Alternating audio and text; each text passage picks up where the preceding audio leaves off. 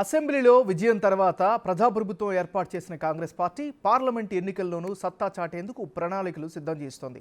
Majority స్థానాల్లో ఘన విజయం సాధించే అంశంపై PCC chief CM Revanth Reddy దృష్టి సారించారు. విజయాలకు ఉన్న ప్రతి అవకాశాన్ని వదలడం లేదు.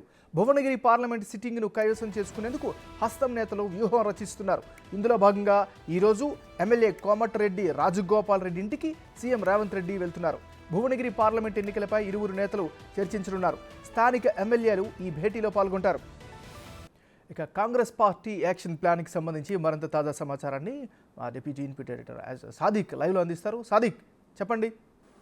ఎంఎన్ఆర్ పార్లమెంటు ఎన్నికలపైన పీసీ చీఫ్ ముఖ్యమంత్రి రేవంత్ రెడ్డి పూర్తి స్థాయిలో ఫోకస్ పెట్టడం జరిగింది. పార్లమెంట్ నియోజకవర్గాలుగా సమీక్షా సమావేశం నిర్వహిస్తుండగా ఈరోజు భువనగిరి పార్లమెంటు సెగ్మెంట్ పైన కోమటిరెడ్డి రాజగోపాల్ రెడ్డి ఇంటి దగ్గర వారితో సమీక్షా సమావేశాన్ని ఏర్పాటు చేయబోతున్నారు. ప్రధానంగా భువనగిరి సంబంధించినటువంటి సెగ్మెంట్ కాంగ్రెస్ పార్టీ సిట్టింగ్ ఉంది. తిరిగి మళ్ళీ కాంగ్రెస్ పార్టీ గెలుచుకునే లక్ష్యంగా పూర్తి స్థాయిలో ఫోకస్ పెట్టడం జరిగింది.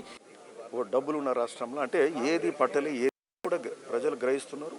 సో దాదాపు గ్యారంటీలు అన్నీ కూడా అమలైతే అనే నమ్మకం కూడా ఏర్పడ్డది. ఒక మంచి వాతావరణం అవుతున్నది.